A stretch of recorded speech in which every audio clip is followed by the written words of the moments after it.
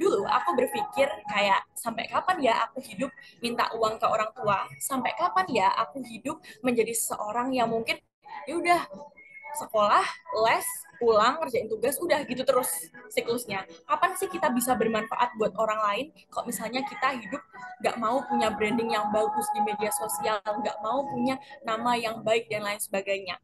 Intinya teman-teman, coba tanamin satu mindset di diri kalian.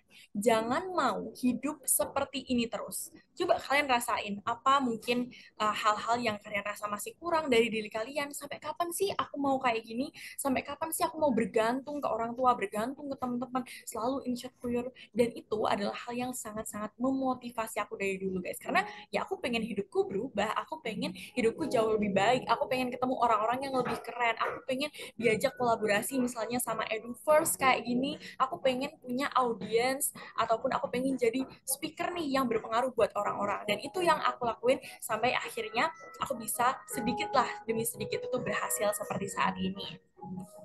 Dan next, teman-teman, ini adalah uh, moto hidupku yang kedua. Di mana hidup dengan hanya fokus pada hal-hal yang bisa kita kontrol.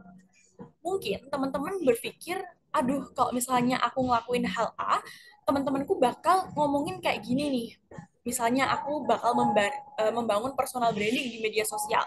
Pasti teman-teman bilang, kamu sok-sokan banget, kamu di kelas aja tukangannya tidur, kamu di kelas aja ngerjain tugas telat-telat, tapi di media sosial kamu sok-sokan bikin konten dan lain sebagainya.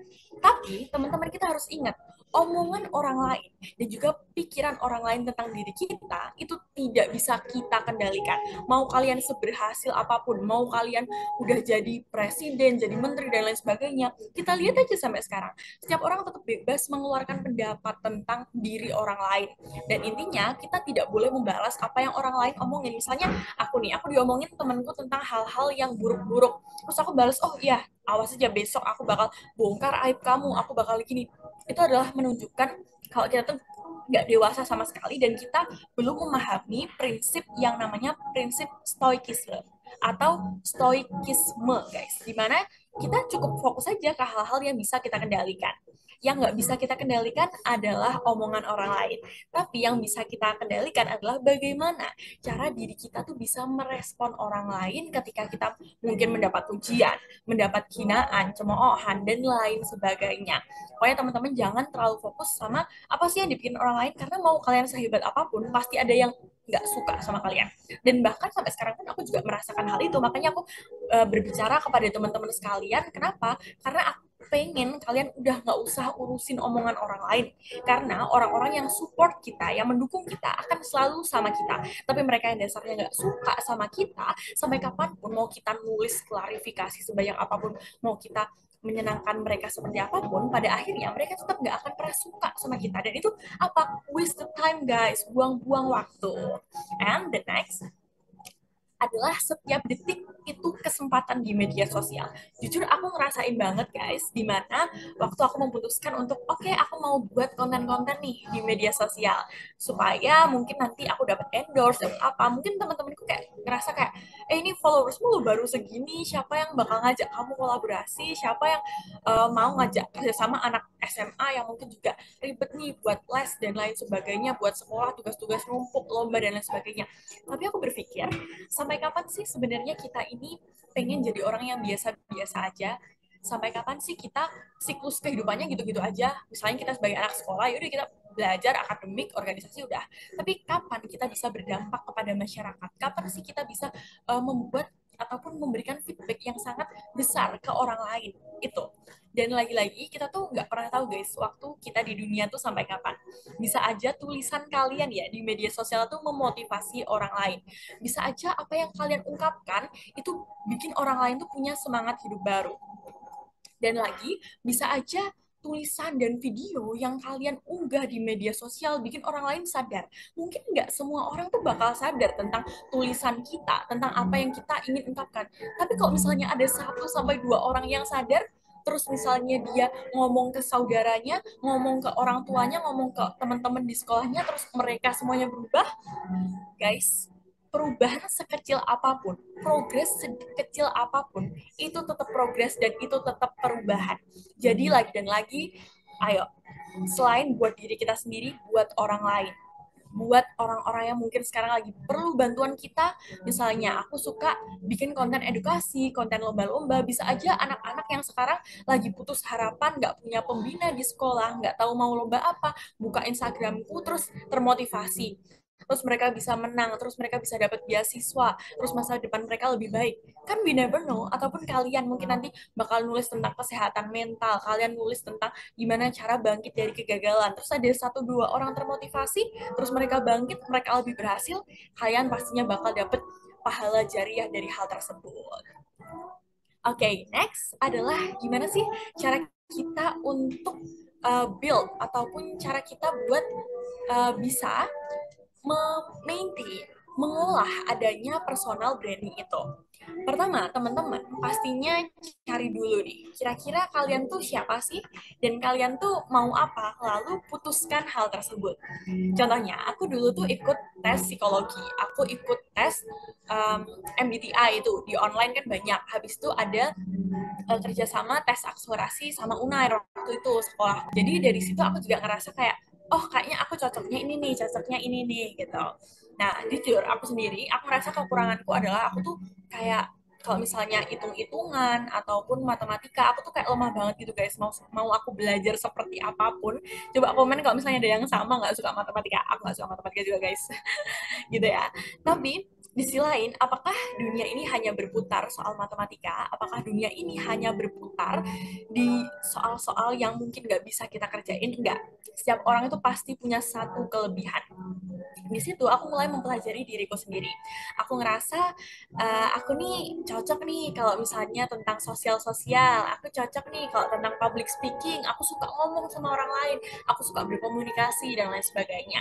Akhirnya di SMA aku memutuskan untuk pilih ke jurusan IPS. Mungkin ya teman-teman banyak stereotip kayak misalnya bilang anak IPS tuh nggak sepinter itu, anak IPS tuh mungkin kayak nggak sebertalenta anak IPA gitu. Jadi intinya di SMA aku memutuskan untuk memilih jurusan IPS walaupun banyak stigma ataupun stereotip yang bilang anak IPS tuh malesan, anak IPS tuh belajarnya nggak sesusah anak IPA. Tapi di situ kuncinya adalah gimana caranya aku buktiin walaupun aku IPS, aku tetap berprestasi, aku tetap bisa memotivasi orang lain dan juga aku tetap bisa buat mengembangkan apa aja potensiku dan tentunya bermanfaat bagi orang lain. Nah gitu. Dan setelah itu teman-teman kita mulai tentukan kira-kira kamu tuh mau bikin media sosial seperti apa? Apa media sosial yang profesional atau mungkin media sosial yang bikin konten-konten video dan lain sebagainya. Selain itu, kalian juga bisa nih pakai tes MBTI, tes kecocokan atau apapun gitu. Karena menurutku banyak banget tes-tes online walaupun mungkin kalian bilangnya kayak nggak sevalid itu Kak, tapi kenali aja diri kalian tuh seperti apa setiap harinya. And the next adalah optimalkan profil media sosial. Misalnya ya teman-teman, kalian punya media sosial TikTok. Kalian ikutin dong apa aja sih algoritma TikTok yang lagi tren, apa aja sih algoritma kayak yang ada di Instagram yang biasanya orang-orang tuh gunakan, yang biasanya orang-orang tuh pakai gitu. Kalian mulai bisa produktif, membuat konten berkualitas serta mengikuti tren-tren positif yang ada. Tapi lagi-lagi aku ingetin jangan FOMO atau fear of missing out. Misalnya kalian lihat, konten kreator A ini dia terkenal. Kenapa? Gara-gara suka borong-borong barang-barang mewah nih. Aku berarti harus borong hal-hal mewah buat jadi seperti dia dan lain sebagainya. Itu nggak worth it guys. Atau mungkin kalian FOMO kayak misalnya, oh nih orang nih keren nih, dia bisa belajar di luar negeri, dia punya beasiswa dan lain sebagainya. Tapi di selain kemampuan kita belum mumpuni. Jadi intinya kenalin diri kalian sendiri dan kira-kira gimana sih bikin konten, feeds atau Instagram Reels dan lain sebagainya yang bisa bikin skill kalian improve dulu kayak gitu. And the next adalah bangun relasi dan juga motivasi. Yang aku maksud bangun relasi di sini adalah di media sosial, di Instagram, di TikTok, jangan cuma posting doang, tapi kalian tuh nggak ada interaksi sama orang-orang lain. Contohnya aku ya guys, aku tuh jujur lebih fast respon di DM karena biasanya aku dapet job misalnya endorsement ataupun mungkin job jadi public speaker itu lewat DM. Jadi aku lebih excited di DM. Nah, kalian juga bisa sering-sering nih buka request DM kalian ataupun kalian bisa taruh LinkedIn kalian supaya bisa dihubungi sama orang-orang yang mau kerjasama sama kalian. Dan next adalah motivasi.